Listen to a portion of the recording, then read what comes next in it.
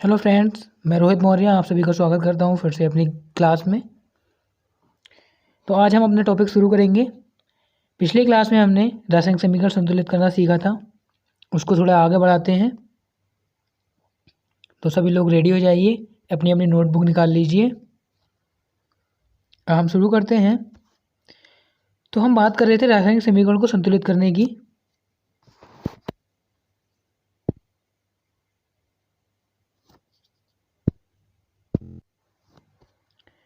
रासायनिक समीकरण संतुलित करना, यहाँ पे एक मेथड दे रखा है, हिट एंड ट्रायल मेथड, जिसकी हेल्प से हम रासायनिक समीकरण को संतुलित करना सीखेंगे।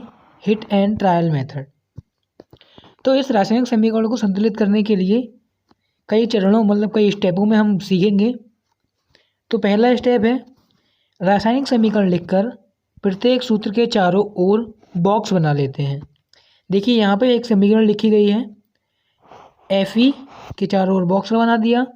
जो आयरन है, आयरन की हमने रिएक्शन करा दी H2O से, रिएक्शन होने लगी। ये साइन हमें बता रहा है, एरो का साइन।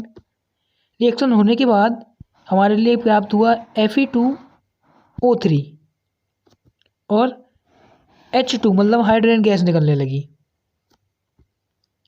तो हमारी ये समीकरण हमने लिख ली। मतलब यही है कि रासायनिक समीकरण लिखकर प्रत्येक सूत्र के चारों ओर बॉक्स बना देते हैं। पहला नियम, पहला चरण हो गया। संतुलित करते समय बॉक्स के अंदर कोई भी परिवर्तन नहीं करते हैं। बॉक्स के अंदर कोई भी परिवर्तन नहीं करते हैं, बिल्कुल सही बात है। बॉक्स के अंदर परिवर्तन नहीं करते हैं। कल हमने सीखा था, पिछली क्लास में हमने सीखा था कि हम यहाँ पर कुछ नहीं लिख सकते। यहाँ जो भी हम मल्टीप्लाई करते हैं वो कहाँ करते हैं, इस बॉक्स के बाहर। माना कि हमें 2 लगा दिया इस समीकरण को संतुलित करने के लिए। तो ये बात हो गई। आगे हम देखते हैं। अच्छा, एक क्वेश्चन है कि इस समीकरण में Fe और HO2, Fe और H2O मतलब जल, ये दोनों क्या हैं? जल्दी से कमेंट बॉक्स में कमेंट कीजिए। हाँ, बिल्कुल सही, आप जो सोच रहे हैं बिल्कुल सही। ये दोनों हमारे कहलाते हैं अभिकारक। पिछली कक्षा में हमने पढ़ा था, पिछली क्लास में जो हमने पढ़ा था। और इधर वाला जो एरो के इस साइड, राइट हैंड साइड वाले में Fe2O3 और H2O, ये दोनों क्या हैं? बिल्कुल राइट जवाब, ये हमारे हैं उत्पाद। तो मतलब आप लोगों ने क्लास अच्छे से पढ़ी, ऐसे ही मन लगा करके पढ़ते रहिए। आगे बढ़ते हैं। Step number 2। स्टेप नंबर 2 में हमारा क्या दे रखा है, समीकरण में उपस्थित विभिन्न तत्वों के परमाणुओं की संख्या नोट कीजिए। जो कल हमने बताया था, मतलब इसमें क्या था, Fe का परमाणु 1 है, HO मतलब H के 2 हैं और O का 1 है। जबकि उत्पाद वाले तरफ में Fe के 3 अणु हैं, H के 2 अणु हैं, O के 4 अणु हैं। आगे बढ़ते हैं। Step number 3। इस स्टेप में क्या करते हैं, सबसे अधिक परमाणु वाले तत्व को अभिकारक या उत्पाद की साइड अनुचित गुणांक लगाकर संतुलित कीजिए। मतलब यही बताया कि जिस तरफ ज़्यादा है, सबसे अधिक परमाणु वाले तत्व को अभिकारक या उत्पाद की साइड। मतलब हमने क्या बताया था, अगर यहाँ पे Fe3 है, यहाँ हमारा Fe कितना है, 2 है, तो यहाँ पे परमाणु क्रमांक जो है यहाँ हमने 4 से गुणा कर दी। Fe3O4 जो हमारा बना है यहाँ पे Fe के 3 हैं, यहाँ Fe का 1 है, लेकिन यहाँ पे O कितने हैं, 4 हैं, तो हमने यहाँ पे 4 से मल्टीप्लाई कर दी। आगे बढ़ते हैं। Step number 4। स्टेप नंबर 4 में कहा गया है, सभी तत्वों के परमाणुओं को 3 चरण की भांति संतुलित करते हैं। तो ये दिखा दिया गया है, 3 से मल्टीप्लाई कर दी यहाँ पे, Fe3 हो गया। 4 हमारा क्या था, यहाँ पे देखिए हमने 4 से मल्टीप्लाई जब करी तो यहाँ H के हो जाएंगे, हमारे 8 अणु, O के हो जाएंगे हमारे 4 अणु। देखो यहाँ पे हम देखते हैं H के हमारे कितने हो गए, 4 दूनी 8, यहाँ H के 8 हो गए। हमारे O, यहाँ पे देखो O की मल्टीप्लाई हमने 4 से की तो O के हमारे यहाँ पे 4 हो गए, तो यहाँ भी हमारे 4 अणु दे रखे हैं, Fe3। आगे दे रहे हैं, सभी तत्वों के परमाणुओं की संख्या अभिक्रिया के दोनों ओर समान है।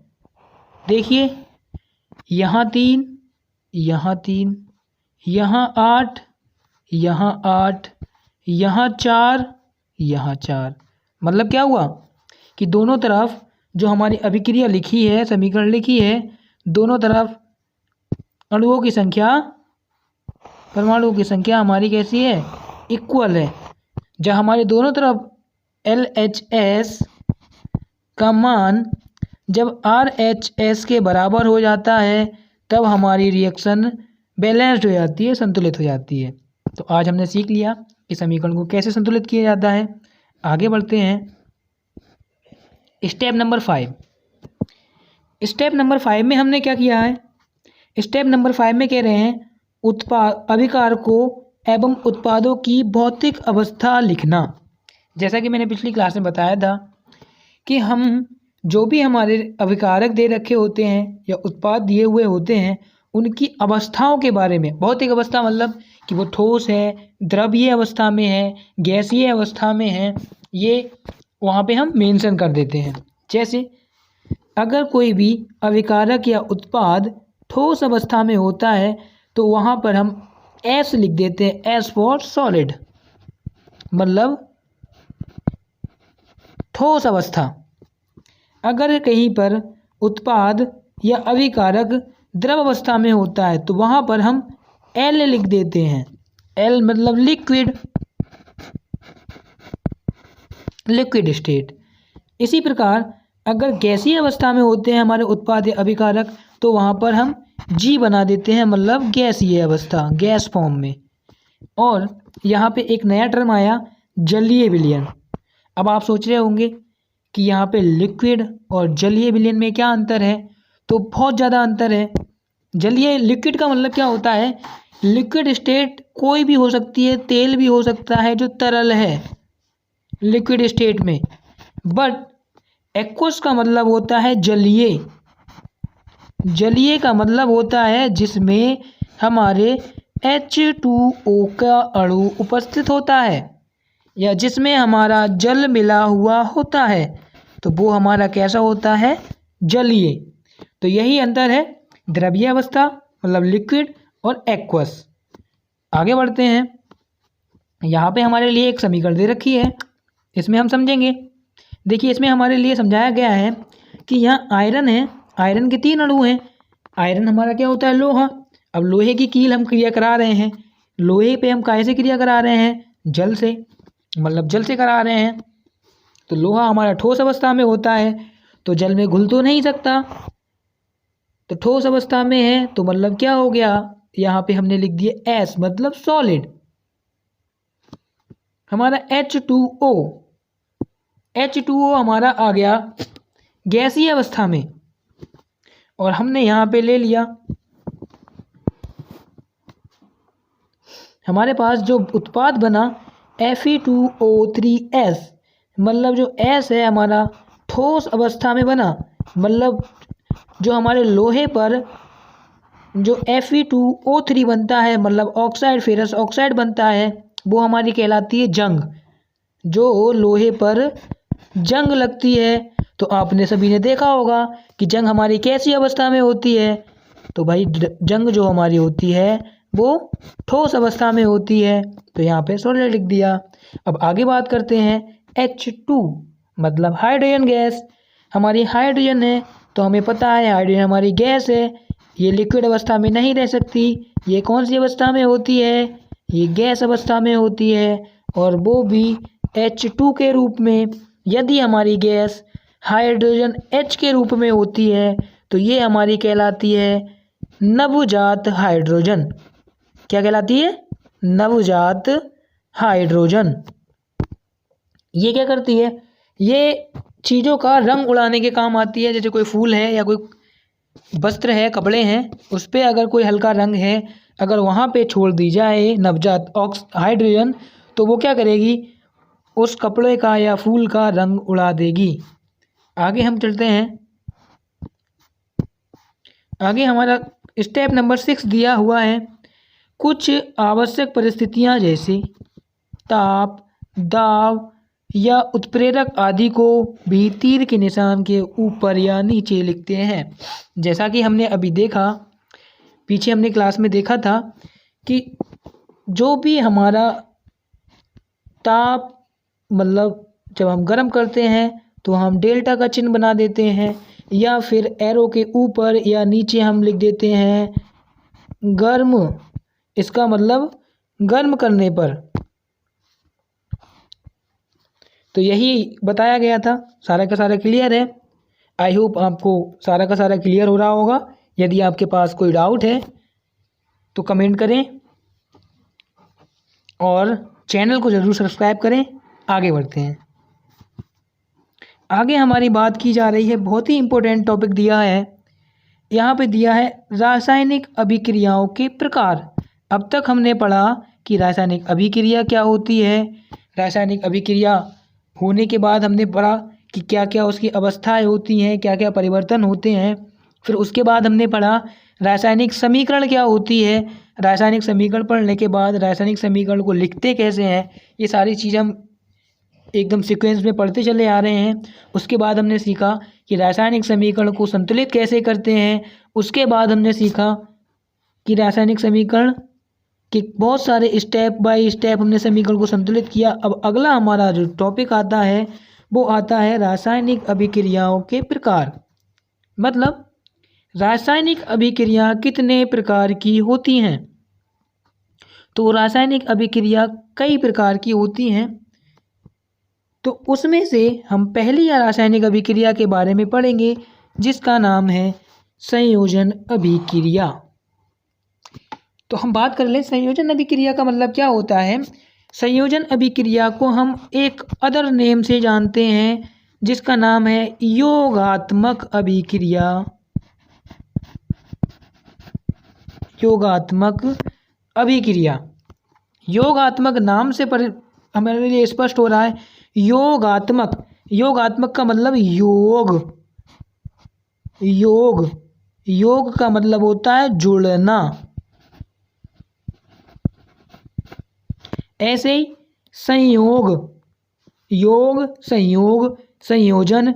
संयोजन अभिक्रिया का मतलब होता है जुड़ना। अब इसकी परिभाषा समझ लेते हैं। इस अभिक्रिया में दो या दो से अधिक अभिकारक मिलकर एकल उत्पाद बनाते हैं। तो इस लाइन में इस अभिक्रिया का जो कीवर्ड है वो यही है कि एकल उत्पाद। दो या दो से अधिक अभिकारक मिलकर, मतलब अभिकारकों की संख्या कितनी होगी हमारी, या तो दो होगी या फिर दो से अधिक होंगे, और उनको मिला करके जो हमारा प्रोडक्ट जो बनेगा रिएक्शन होने के बाद वो उत्पाद कितना प्राप्त होगा, वो हमारे लिए उत्पाद एक प्राप्त होगा। तो इसे एक बेसिक सी इक्वेशन के माध्यम से समझते हैं। यहाँ पे हमारी एक इक्वेशन दे रखी है कि अभिकारक ए की क्रिया अभिकारक बी के साथ कराते हैं। ये एरो दर्शा रहा है कि क्रिया हो रही है। क्रिया होने के बाद जो हमें उत्पाद प्राप्त होता है वो हमें सी प्राप्त होता है। इसका मतलब स्पष्ट है कि हमारे लिए दो या दो से अधिक अभिकारक जब हम क्रिया कराते हैं संयोजन अभिक्रिया में, तो हमारे लिए जो प्रोडक्ट प्राप्त होता है वो कितने प्राप्त होते हैं। जाहिर सी बात है वो कितने प्राप्त होते हैं, एकल उत्पाद मतलब एक प्राप्त होते हैं। तो आपको समझ में आ रहा होगा। तो इसे एक उदाहरण के माध्यम से समझते हैं। तो हमारा उदाहरण जो दिया हुआ है वो उदाहरण दिया हुआ है कोयले का दहन। तो इसमें हम बात करेंगे कोयले का दहन। अब भाई कोयला कैसे रंग का होता है? कोयला होता है काले रंग का, कोयला काले रंग का होता है। अब बात आती है काला रंग, तो काले रंग में सबसे ज़्यादा क्या पाया जाता है? तो काले रंग में क्या पाया जाता है? कार्बन। तो इसीलिए कोयले के लिए हमने क्या लिखा? कार्बन। अब हम समझेंगे कि कार्बन हमने लिखा सी माने कार्बन, लेकिन यहाँ पे एस लगाया तो क्यों लगाया? अभी हम पीछे पढ़ के आए थे कि एस का मतलब क्या होता है? सॉलिड। तो जाहिर सी बात है कोयला किस अवस्था में पाया जाता है? ठोस अवस्था में। तो उसी वजह से हमने यहाँ क्या लिख दिया? एस। अब हम बात करते हैं दहन। ये कीवर्ड आपको याद रखना पड़ेगा। जहाँ भी हम दहन की बात करेंगे तो दहन की बात हम क्या करेंगे? ऑक्सीजन की क्रिया करा देंगे। यदि हम किसी चीज़ की दहन की बात करेंगे तो उसके साथ हम ऑक्सीजन की क्रिया करा देंगे। अब आप सोच रहे होंगे कि ऑक्सीजन की क्रिया क्यों कराते हैं? जाहिर सी बात है, किसी भी वस्तु को, किसी भी चीज़ को जलने के लिए ऑक्सीजन की आवश्यकता होती है। क्या की आवश्यकता होती है? ऑक्सीजन की। तो इसीलिए हमने क्या किया? ऑक्सीजन की अभिक्रिया करा दी कार्बन के साथ। अब जाहिर सी बात है, जब घरों में कोयला जलता है या हम कोयले को जलाते हैं तो हमारे लिए क्या प्राप्त होती है? मतलब धुआं निकलता है काला काला। उस काले काले धुएं में क्या निकलती है? कौन सी गैस होती है? CO2। मतलब C फॉर कार्बन, O2 मतलब डाई, 2 का मतलब यहाँ डाई हो गया, O का मतलब ऑक्साइड, मतलब कार्बन डाई ऑक्साइड।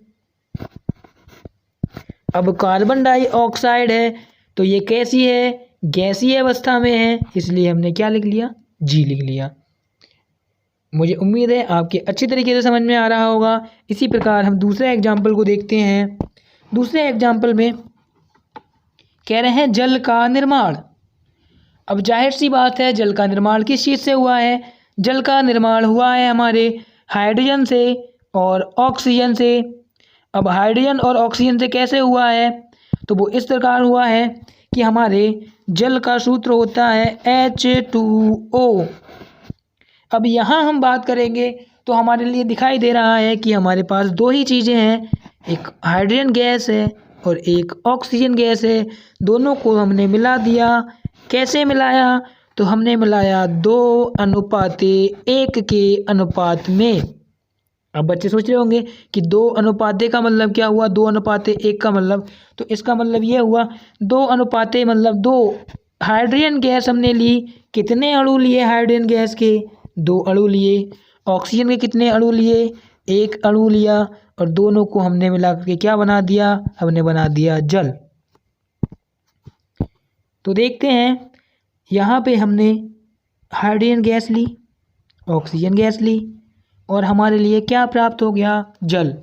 अब जल की बात आई तो जल कैसा होता है? तरल अवस्था में होता है, मतलब लिक्विड फॉर्म में होता है। तो यहाँ पे हमने L लिख दिया। बाकी हमारे हाइड्रोजन गैस के रूप में थी, ऑक्सीजन भी गैस के रूप में थी। तो आपके समझ में आ गया होगा। आगे देखते हैं, जब हम कार्बन कैल्शियम ऑक्साइड, कार्बन नहीं कैल्शियम ऑक्साइड की क्रिया जल के साथ कराते हैं तो हमारा कैल्शियम हाइड्रो ऑक्साइड बनता है। तो यहाँ पर जो लिखा हुआ है CaO, इसे बोलते हैं कैल्शियम ऑक्साइड। जब भी हम किसी के साथ ऑक्सीजन को सिंगल मतलब धातुओं के साथ जब हमारी ऑक्सीजन जुड़ती है, सिंगल फॉर्म में जुड़ती है, तो उसे बोलते हैं ऑक्साइड फॉर्म। जहाँ पे सिंगल जुड़ती है उसे ऑक्साइड बोलते हैं। तो यहाँ पे हमारा हो गया कैल्शियम ऑक्साइड। अब कैल्शियम ऑक्साइड CaO को हम बोलते हैं बिना बुझा चूना। बिना बुझा चूना, जिससे हम वाइट वॉश करते हैं या हमारे यहाँ कोई फंक्शन होता है तो हम रास्ते पर डालने के लिए, डेकोरेशन के लिए वाइट वाला जो यूज करते हैं, सूखा वाला पाउडर, वो हमारा होता है बिना बुझा चूना, मतलब CaO कैल्शियम ऑक्साइड की क्रिया हम करा रहे हैं H2O के साथ, मतलब जल के साथ। तो क्या होगा? सबको पता है, सबने वाइट वॉश किया होगा। वाइट बास किया है सब लोगों ने अपनी दीवारों को रंगने के लिए। तो हमने क्या किया, वहाँ पे हमारा बन जाएगा CaOH का होल ट्वाइज। अब बच्चे सोच रहे होंगे सर ने क्या बोल दिया, CaOH। अब ये नया शब्द आया होल ट्वाइज। होल मतलब OH का यहाँ 2 लगा दिए, होल मतलब पूरे का, और ये 2 का मतलब ट्वाइज। तो इसे पढ़ने के लिए बोलते हैं CaOH का होल ट्वाइज। ये हमारा हो गया बिना बुझा चूना। जब हम चूने को पानी में डाल देते हैं, कुछ समय बाद क्या होता है, जो हमारा पानी ठहर जाता है, चूना ठंडा हो जाता है, तो चूना हमारा बुझा हुआ हो जाता है, जिससे हम अपनी दीवारों को रंगते हैं। वो होता है हमारा बुझा हुआ चूना। तो आपके समझ में आ गया होगा। आगे बढ़ते हैं। इसमें हमारा दिया हुआ है अगला जो हमारी अभिक्रिया है वो है ऊष्माक्षेपी अभिक्रिया। वो क्या दे रखी है, ऊष्माक्षेपी अभिक्रिया। तो अब हम ऊष्माक्षेपी अभिक्रिया के बारे में बात करेंगे। तो ऊष्माक्षेपी अभिक्रिया को समझने के लिए हम पढ़ेंगे जिन अभिक्रियाओं में उत्पाद के निर्माण के साथ साथ ऊष्मा का भी उत्सर्जन होता है। इसे समझेंगे। जिन अभिक्रियाओं में उत्पाद निर्माण के साथ साथ, मतलब उत्पाद कब बनेगा, जब अभिकारक होंगे। जब हमने 2 अभिकारकों को मिलाया, रिएक्शन हुई, तो रिएक्शन होने के बाद हमारे पास प्रोडक्ट तो बना ही बना, मतलब फल तो बना ही बना, प्रोडक्ट बना। लेकिन प्रोडक्ट के साथ साथ हमारे लिए हीट भी प्राप्त हुई, मतलब गर्मी हमें गरम गरम लगा। क्रिया करने पर ऑटोमेटिकली हमारे पास ऊष्मा प्राप्त हुई। तो ऐसी क्रियाएं हमारी ऊष्माक्षेपी अभिक्रिया कहलाती हैं। इसे समझाने के लिए हम एक छोटा सा व्यवहारिक एग्जाम्पल लेंगे।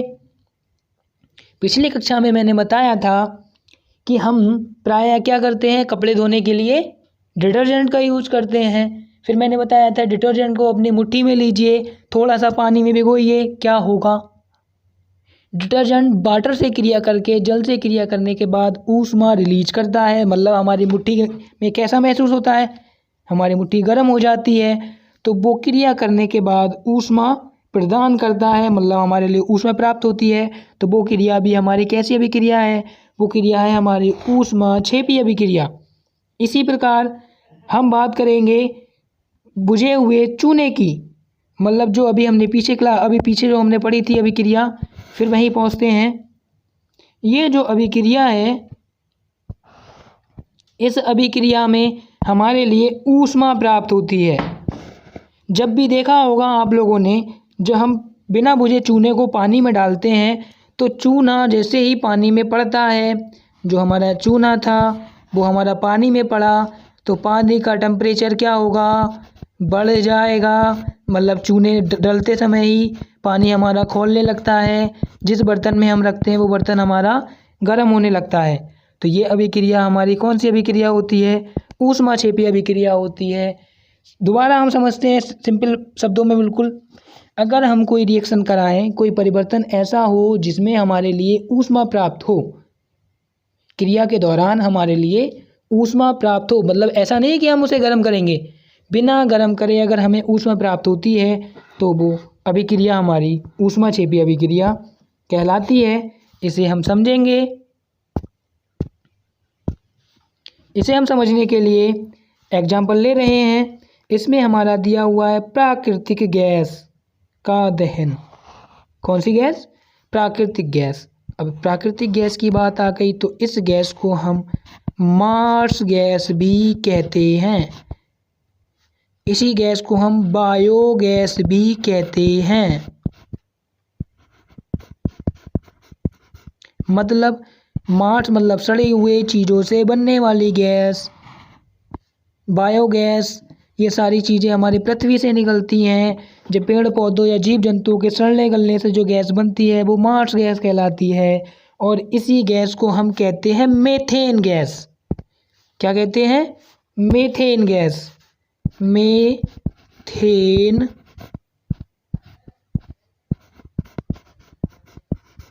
गैस, ये हमारी हो गई मीथेन गैस। तो अब इसे हम आगे समझते हैं। मीथेन गैस का हमारा फॉर्मूला होता है CH4। अब गैस है तो यहाँ पे हमने सिंबल लिख दिया G की क्रिया हमने अभी बताया था, इसका क्या करा हमने, दहन।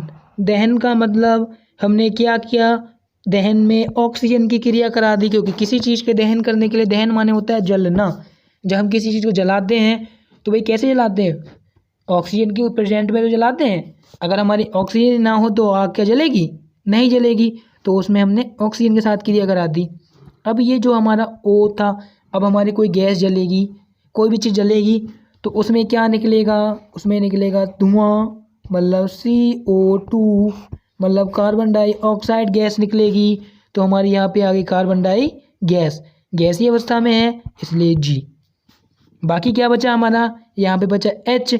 H के कितने अणु बचे, यहाँ 4 अणु थे, तो यहाँ भी हमारे कितने अणु हैं, H2, यानी मतलब 2 2 4 अणु हो गए, और यहाँ से ऑक्सीजन हमारी आ गई, लग गया O। तो हमारा क्या प्राप्त होगा, जब हम मीथेन गैस को जलाएंगे, प्राकृतिक गैस को जलाएंगे, तो हमारे लिए कार्बन डाइऑक्साइड प्राप्त होगी और जल प्राप्त होगा। उसके साथ साथ जब भी हम कोई गैस को जलाते हैं तो हमें ऊष्मा भी प्राप्त होती है। बिल्कुल सही, हमें ऊष्मा भी प्राप्त होती है। अरे गैस जलाने पे आग जलती है, जब आग जलेगी तो क्या होगा, ऊष्मा, जाहिर सी बात है प्राप्त होगी। तो आगे समझते हैं, अगला एग्जाम्पल हम लेते हैं। अगले एग्जाम्पल में हम ले रहे हैं श्वसन एक ऊष्माक्षेपी अभिक्रिया है। ये बहुत ही इम्पोर्टेंट, बहुत ही ज़्यादा इम्पोर्टेंट, मोस्ट इम्पोर्टेंट क्वेश्चन है। आपकी बोर्ड परीक्षा में बहुत ज़्यादा पूछा जाता है कि स्पष्ट कीजिए कि श्वसन एक ऊष्माक्षेपी अभिक्रिया है। तो उसमें हमारे लिए क्या दिखाना पड़ेगा, आपको ये रिएक्शन लिखनी पड़ेगी।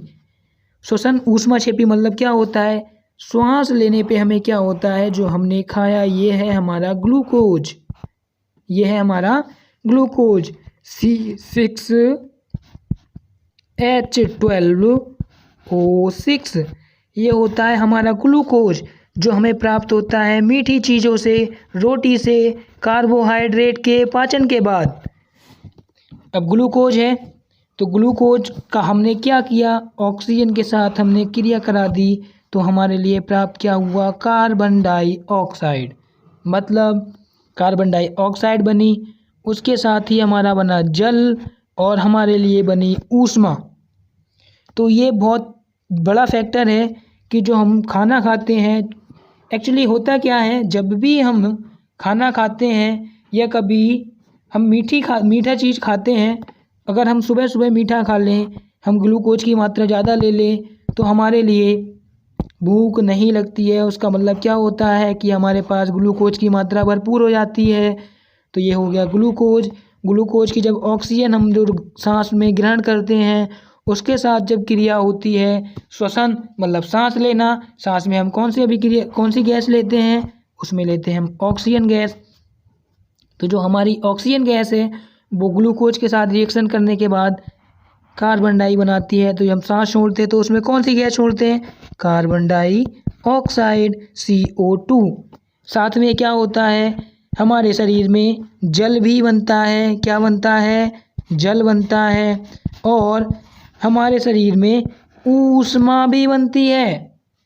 जो शरीर हमारा गर्म होता है, जो शरीर में हमारे गर्माहट होती है, वो हमारी गर्माहट इसी क्रिया के द्वारा होती है। मतलब हमारा शरीर का टेम्परेचर जो मेंटेन रहता है वो इसी की वजह से रहता है। जब तक हम श्वसन लेते हैं तब तक हमारा शरीर गर्म रहता है। आपने सुना होगा, एक कहावत है, जब भी कोई व्यक्ति मर जाता है या उसकी मृत्यु हो जाती है तो उसका शरीर कैसा हो जाता है, ठंडा। क्यों होता है, क्योंकि वो मनुष्य श्वसन की क्रिया नहीं कर रहा होता है। जब श्वसन की क्रिया नहीं होगी तो उसके शरीर में ऊष्मा नहीं बनेगी। जब ऊष्मा नहीं बनेगी तभी हम समझ लेते हैं कि व्यक्ति की मृत्यु हो चुकी है। तो आज का लेक्चर यहीं समाप्त करते हैं। यदि आपको लेक्चर पसंद आया हो, कंटेंट समझ में आया हो, तो प्लीज़ चैनल को सब्सक्राइब कीजिए, कमेंट कीजिए, लाइक तो करिए ही करिए, साथ में इस वीडियो को शेयर कीजिए, ज़्यादा से ज़्यादा लोगों तक पहुंचाइए। जो ज़रूरतमंद हैं, जो बच्चे हैं, जो अभी स्कूल में नहीं जा पा रहे हैं, उनका कोर्स कंप्लीट हो जाए। व्हाट्सएप से शेयर कीजिए, लिंक शेयर कीजिए और सेफ रहिए। Stay home and be safe. Thank you.